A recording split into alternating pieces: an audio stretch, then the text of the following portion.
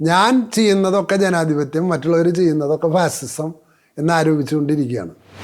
നിയമത്തിലൂടെ നടപ്പിലാക്കാൻ പറ്റാത്ത കാര്യങ്ങൾ പാർട്ടി നേരിട്ട് ഗവൺമെൻറ് നേരിട്ട് നടപ്പിലാക്കുന്ന ഈ സിസ്റ്റത്തിന് പറയുന്ന പേരാണ് ഫാസിസം. എന്ന് വെച്ചാൽ ഇറ്റലിയിലെ കമ്മ്യൂണിസ്റ്റ് പാർട്ടിയുടെ തലവനായിരുന്നു മുസോളിനി, അവരുടെ മുഖപത്രമായിരുന്നു അവന്തി. പുതിയതായിട്ടുള്ള സംരംഭങ്ങൾ തുടങ്ങുന്നതിന് പകരം അവരുടെ മിച്ചമൊക്കെ സ്വർണമായിട്ടാണ് സൂക്ഷിച്ചു വെക്കുന്നതെങ്കിൽ അതിൻ്റെ അർത്ഥം ആ രാജ്യത്ത് അരക്ഷിതാവസ്ഥയുണ്ട് എന്നാണ്.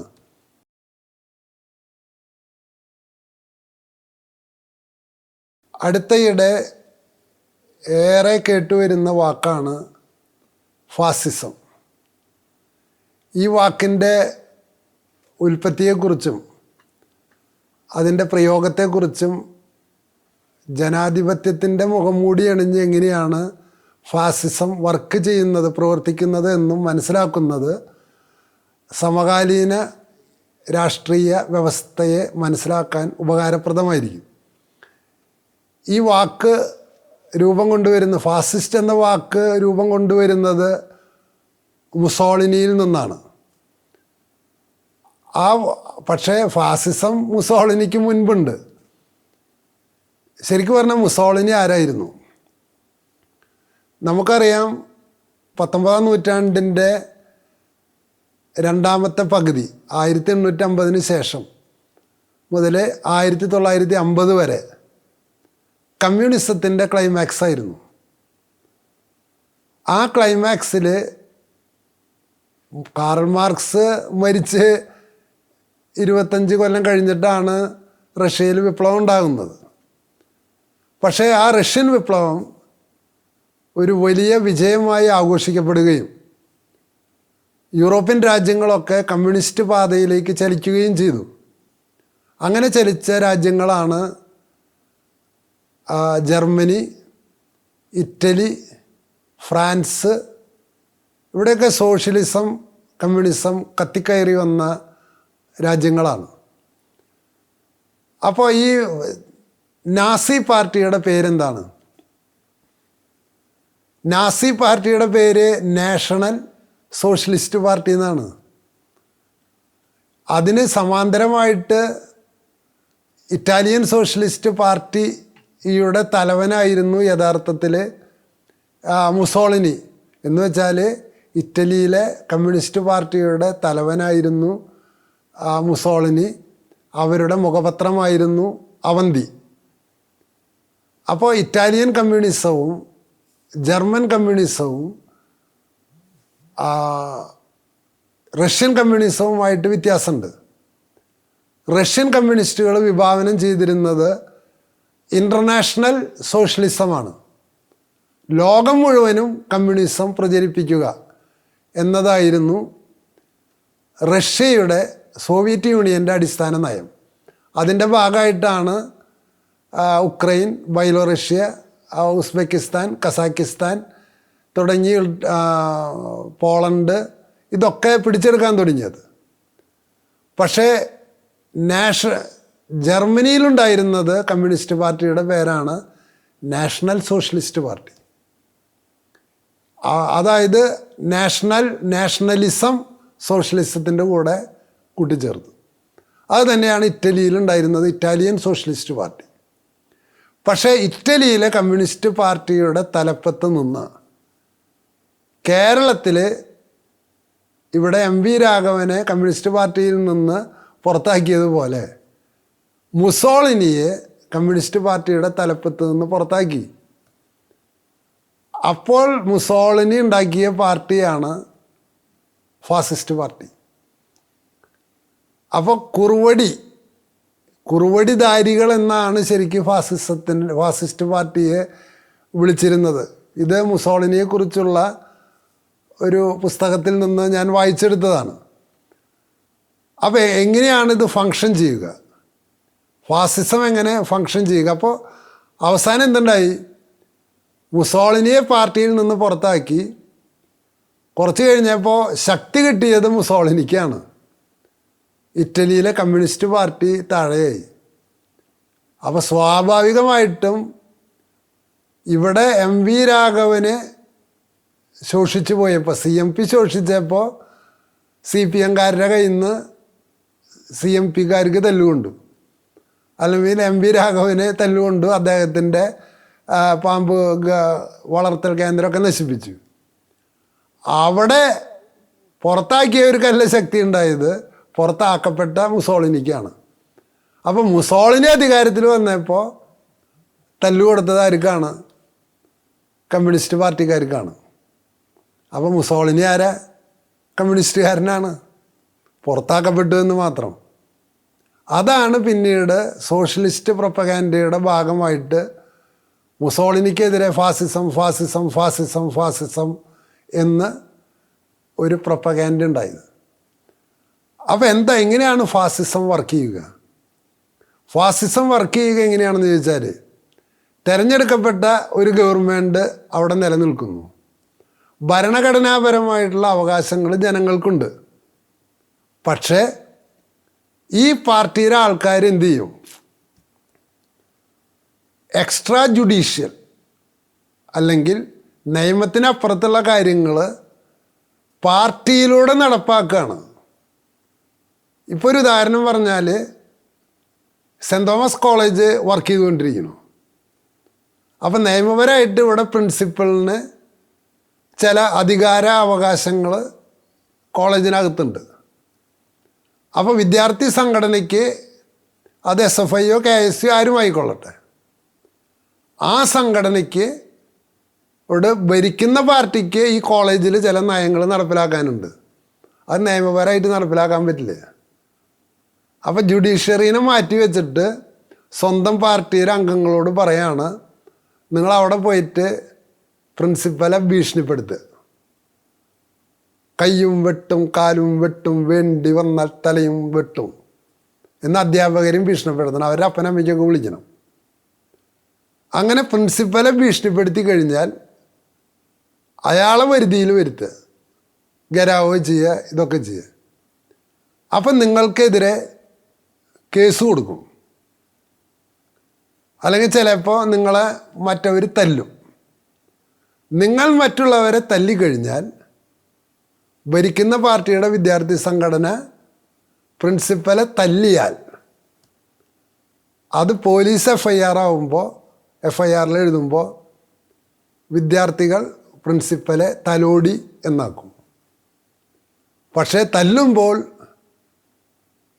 പ്രിൻസിപ്പൽ ദേഷ്യത്തോടെ കണ്ണുരുട്ടി നോക്കിയാൽ പ്രിൻസിപ്പൽ വിദ്യാർത്ഥികളെ വധിക്കാൻ ശ്രമിച്ചു എന്നതായിരിക്കും FIRൽ വരിക.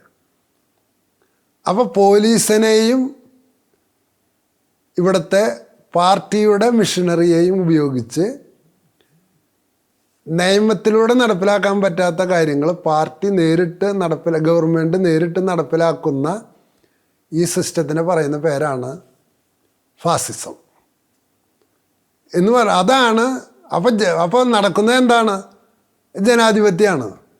പുറമേക്ക് തിരഞ്ഞെടുക്കപ്പെട്ട ഗവൺമെൻറ്, തിരഞ്ഞെടുക്കപ്പെട്ട എന്താ പറയുക, PSCയിൽ അപ്പോയിൻ്റ് ചെയ്ത പോലീസ്, വിദ്യാർത്ഥി സംഘടനകളുടെ ജനകീയമായ അവകാശങ്ങൾ. പക്ഷേ ഇങ്ങനെയാണ് കേസെടുക്കുക. അല്ലെങ്കിൽ ഇപ്പോൾ CI ഒരു സംഘടന, തൊഴിലാളി സംഘടന,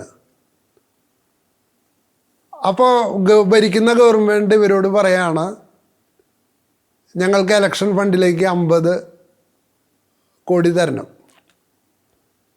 ആ തരാൻ പറ്റില്ല എന്ന് പറയുന്നത്. അപ്പോൾ അവിടുത്തെ തൊഴിലാളികളെ കൊണ്ട് സമരം ചെയ്യിപ്പിക്കുക.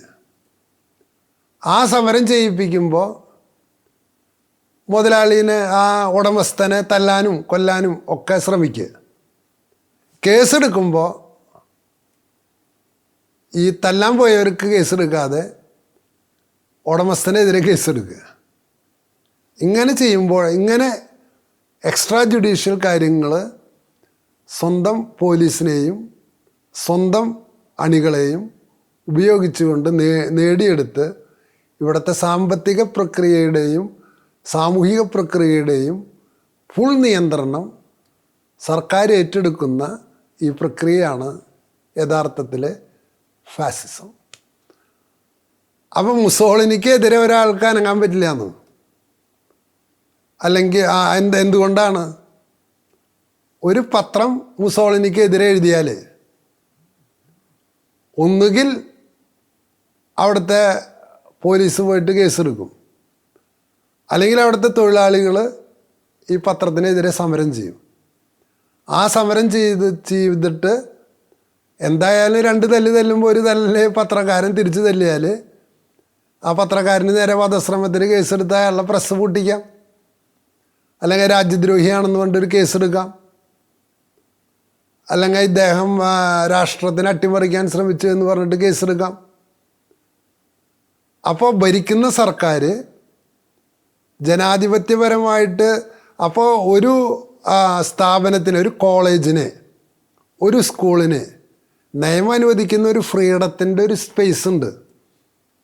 ആ സ്പേസ് കംപ്ലീറ്റായിട്ട് കവർന്നെടുക്കുന്ന സ്വേച്ഛാധിപതികളുടെ രീതിയാണ് 20-ാം നൂറ്റാണ്ടിൽ നടത്തിയ ഈ രീതിയെയാണ് ഫാസിസം എന്ന് നിർവചിക്കുന്നത്. പക്ഷേ ഒരു കള്ളനെ പിടിക്കാനായിട്ട് ആൾക്കാർ ഓടുകയാണ്. അപ്പോൾ അദ്ദേഹം എന്ത് ചെയ്തു? പിടിക്കാൻ വരുന്ന ആളുടെ പിന്നെ പോയി നിന്നിട്ട് പിടിക്കാൻ വരുന്ന ആളെ കള്ളൻ എന്ന് പറഞ്ഞ പോലെയാണ് ഇപ്പോഴത്തെ ഗവൺമെൻറ്റുകൾ നാട്ടുകാരെ മുഴുവൻ ഞാൻ ചെയ്യുന്നതൊക്കെ ജനാധിപത്യം, മറ്റുള്ളവർ ചെയ്യുന്നതൊക്കെ ഫാസിസം എന്ന് ആരോപിച്ചുകൊണ്ടിരിക്കുകയാണ്. അപ്പോൾ നമ്മളിവിടെ എന്ത് ചെയ്യണം? കേരള സർക്കാർ ഫാസിസ്റ്റ് സർക്കാരാണോ എന്നറിയാൻ എന്താ ചെയ്യേണ്ടത്? അതാണോ അല്ലേ എന്ന് എനിക്കറിയില്ല. കാരണം ഞാൻ സൂക്ഷ്മമായിട്ട് 10 കൊല്ലമായി ഇത്തരം സ്ഥാപനങ്ങളിൽ നിന്നൊക്കെ പോന്നിട്ട് എൻ്റെ കയ്യിലൊരു ഫാക്ടറി ഇല്ല. ഓരോ പൗരൻ്റെയും കടമയാണ് എന്ത്? ഒരു സർക്കാരിനെ തിരഞ്ഞെടുക്കുന്നു, നിയമം നടപ്പിലാക്കാനാണ് പോലീസും പട്ടാളവും. നിയമം നടപ്പിലാക്കാൻ. ആ നിയമം ഒരു കോളേജിന്, ഒരു സ്കൂളിന്, ഒരു ഫാക്ടറിക്ക്, ഒരു കച്ചവട സ്ഥാപനത്തിന് ചില സ്വാതന്ത്ര്യങ്ങൾ അനുവദിച്ചിരിക്കുന്നു. അത് ഫണ്ടമെൻ്റൽ റൈറ്റ്സിൻ്റെ ഭാഗമാണ്. ഇഷ്ടമുള്ള തൊഴിൽ തിരഞ്ഞെടുക്കാനുള്ള, ഇഷ്ടമുള്ള രാജ്യത്തിന് വിരുദ്ധമല്ലാത്ത കച്ചവടം നടത്താനുള്ള, വിഷയങ്ങൾ പഠിപ്പിക്കാനുള്ള, റിസർച്ച് നടത്താനുള്ള, പത്രസ്വാതന്ത്ര്യത്തിനുള്ള ആ സ്വാതന്ത്ര്യത്തെ തൊഴിലാളികളെയോ വിദ്യാർത്ഥി സംഘടനകളെയോ പാർട്ടി അംഗങ്ങളെയോ വിട്ട് ആ സ്വാതന്ത്ര്യത്തെ തടയുകയും തടയുന്നവരെ പ്രതിരോധിക്കുന്നവരുടെ പേരിൽ കേസെടുക്കുകയും തടയുകയും ആക്രമിക്കുകയും ചെയ്യുന്നവരുടെ പേരിൽ കേസെടുക്കാതിരിക്കുകയും ചെയ്യുന്ന, കാരണം ഒരാൾ തല്ലാൻ വരുമ്പോൾ തിരിച്ചു തല്ലുന്ന ആളുടെ പേരിൽ കേസെടുക്കാൻ എളുപ്പമാണ്. അങ്ങനെ ചെയ്യുന്ന ഒരു സംവിധാനം കേരളത്തിലുണ്ടോ? അങ്ങനെ ചെയ്യുന്ന സംവിധാനം ഇന്ത്യയിലുണ്ടോ? അപ്പോൾ ഇന്ത്യ ഗവൺമെൻറ് ഒരു പള്ളിക്കെതിരെയും എന്ത് ചെയ്യണില്ല. ഇന്നേ വരെ ഇന്ത്യയിലെ ഗവൺമെൻറ് ഏതെങ്കിലും പള്ളിക്കെതിരെ പോയിട്ട് അക്രമം നടത്തിയതായിട്ട് ഒരു തെളിവില്ല. അത് ജനാധിപത്യമാണ്.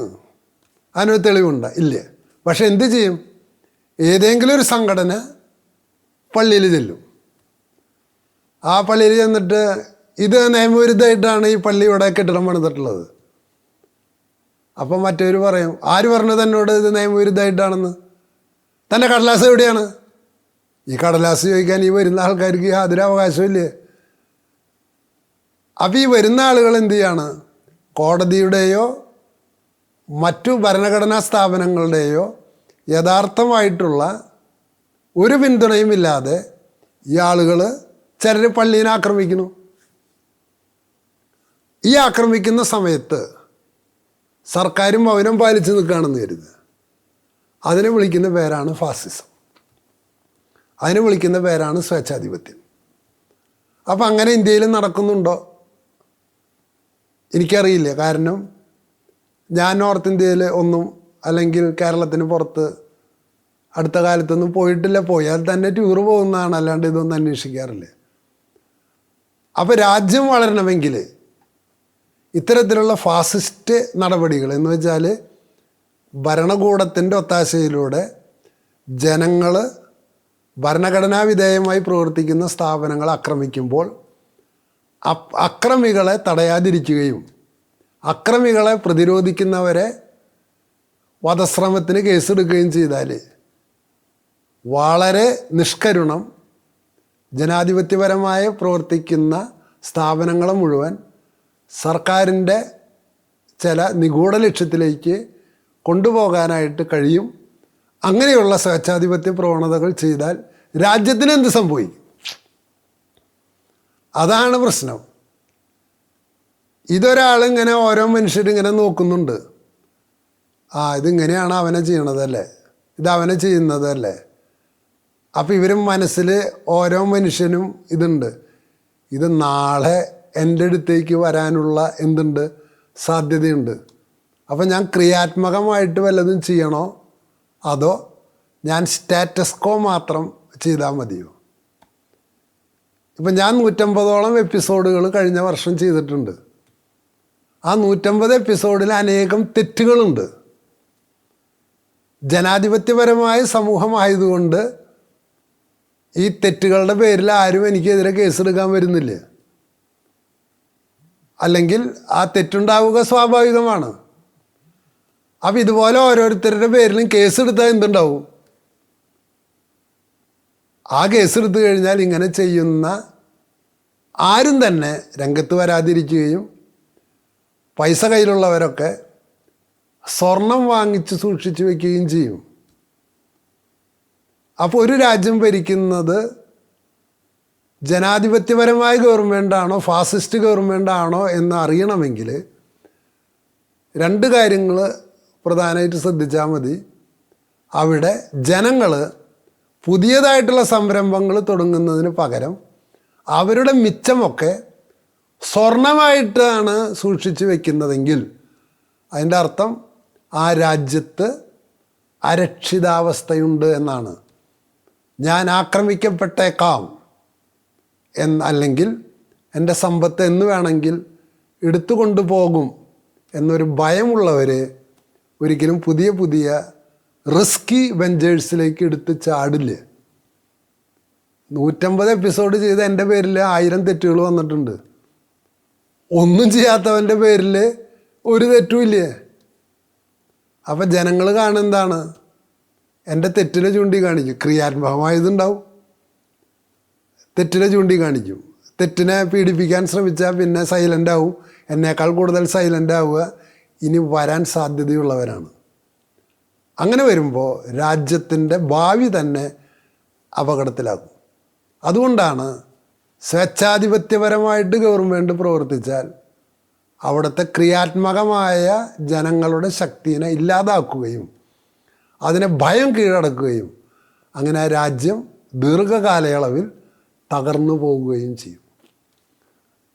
അതുകൊണ്ട് മനുഷ്യൻ്റെ സ്വാതന്ത്ര്യത്തെ അനുവദിക്കുന്ന ജനാധിപത്യപരമായ സംവിധാനങ്ങൾ നിലനിൽക്കുകയും എക്സ്ട്രാ ജുഡീഷ്യൽ വഴികളിലൂടെ ജനങ്ങൾ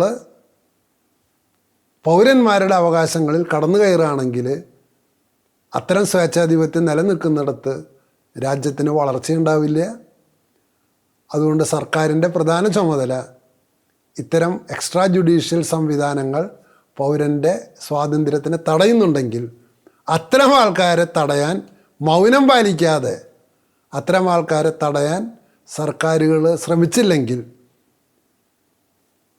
എന്നെ ശ്രമിക്കുന്നവർ ആ പാർട്ടിയിൽ പെട്ടവരാണെങ്കിൽ പോലും നിങ്ങൾ മനസ്സിലാക്കിക്കോ, 25 കൊല്ലം കഴിയുമ്പോൾ നിങ്ങളുടെ മക്കൾക്ക് ജോലി കിട്ടാനും കഞ്ഞി കുടിക്കാനുള്ള മാർഗമില്ലാതെ ഇതൊരു മരുഭൂമിയായിട്ട് മാറിപ്പോകും എന്ന് മാത്രം ഓർമ്മിപ്പിച്ചുകൊണ്ട് നിർത്തുന്നു.